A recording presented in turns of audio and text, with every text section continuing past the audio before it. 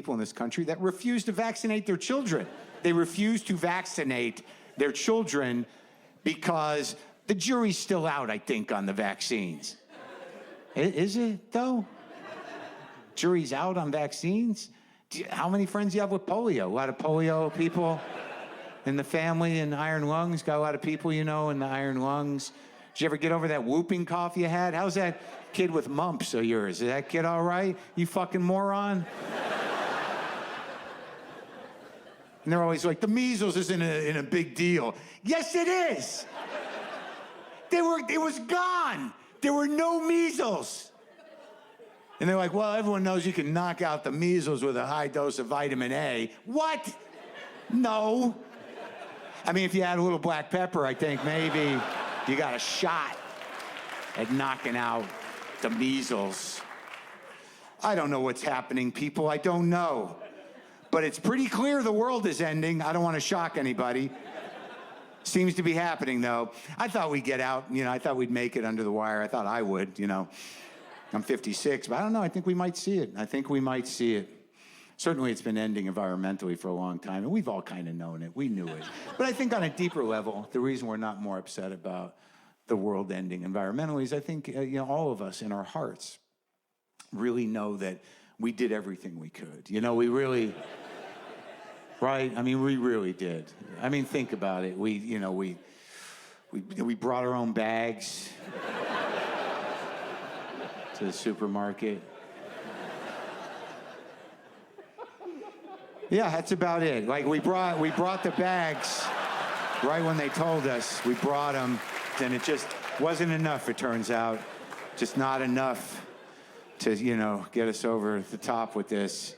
But I don't know, maybe this straw thing, the no straw thing, maybe that'll do it. Maybe that'll keep the polar bears from drowning. Sometimes the answer is right between your mouth and your soda, and you just take that out of the equation and the human species survives. You know what I mean? It's going to be a tough transition for a lot of people, oh, fuck, I guess we got to drink like grown-ups now. It's bullshit, man. No straws. Fuck this. Goddamn liberals fuck everything up. And that is the tone and depth of many of their arguments. Look, I have to be honest with you. Trump is probably the most horrible human that ever lived in any capacity doing anything. And not a political statement. That is observational, completely observational. No matter what he would do, if he was doing another job, he would be the same asshole. Like if he was working on a car lot and you went onto that lot to buy a new car and he came walking towards you, innately you would be like, nah, not that guy. I don't feel comfortable with that guy. There's something off, not right. It's not right. And I don't know, man. It's like a lot of people still ask that question, like, how did this happen? Why? How did he get elected? Now, I don't want to be condescending. I think most of you are like-minded people. I don't think there's a lot of Trump supporters in here. If there are, it's not your night. But I think there is a question among people that aren't Trump people that's sort of like, how did this happen? Well, I had to ask myself that now, and I'll ask you. So during the Obama years, were you pretty politically active? Yeah, exactly. So if you ask most people, what did you do during the Obama years? It'd be something like, well, I worked on me. I did a lot of work on myself. I was very mindful. There was a lot of hope then. Did a lot of yoga, got my core tight. And I think that was good. I think that's good. Yeah, well, they were chipping away at state and local governments for 30 years, but your downward dog is solid? That's great. That's terrific. Good for you. So I don't know what's going to happen. I don't even know if he's going to leave if he gets voted out. What if he doesn't fucking leave?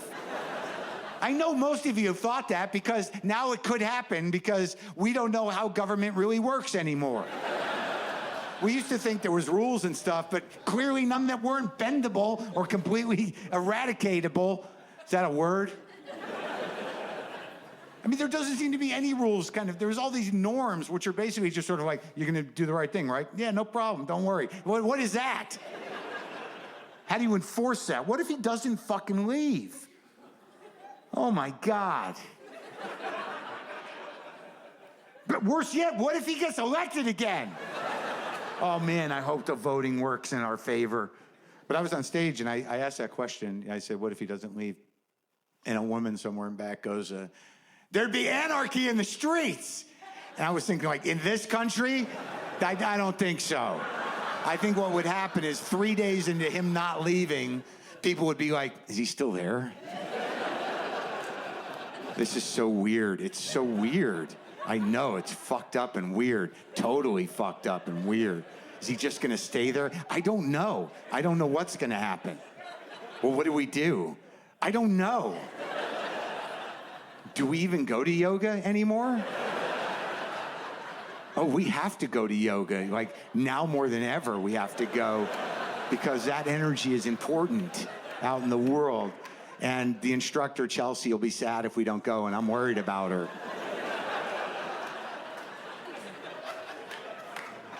Oh, thank you.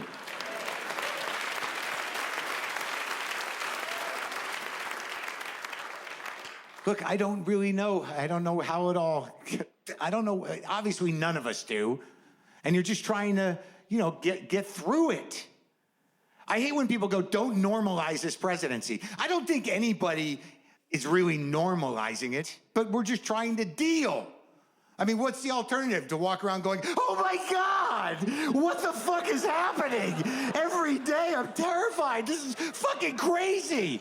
I mean, you can't do that. Many people have jobs. They have things to do. They have to function in the world.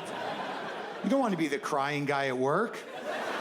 What's the matter with him? It's a Trump thing. It hasn't stopped for almost 2 years now. I travel a lot. I do comedy. I got nothing to complain about, really. You know, it's a good job. You know, I will admit that occasionally I have to get up early. Again, not complaining. But when I have to get up early, it's to do a morning radio show.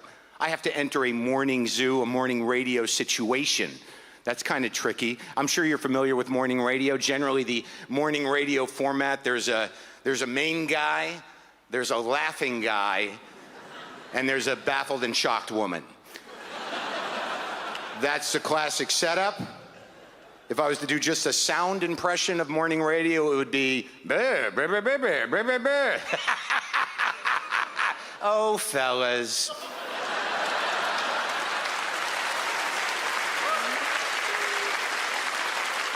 So, here's the story. I was in Cleveland. Let's make it Cleveland. Doesn't matter, all right? I was in Cleveland. I had to get up at 5:30 for morning radio. Now, I don't care what you do or what your life is or who you are. 5:30 is bullshit.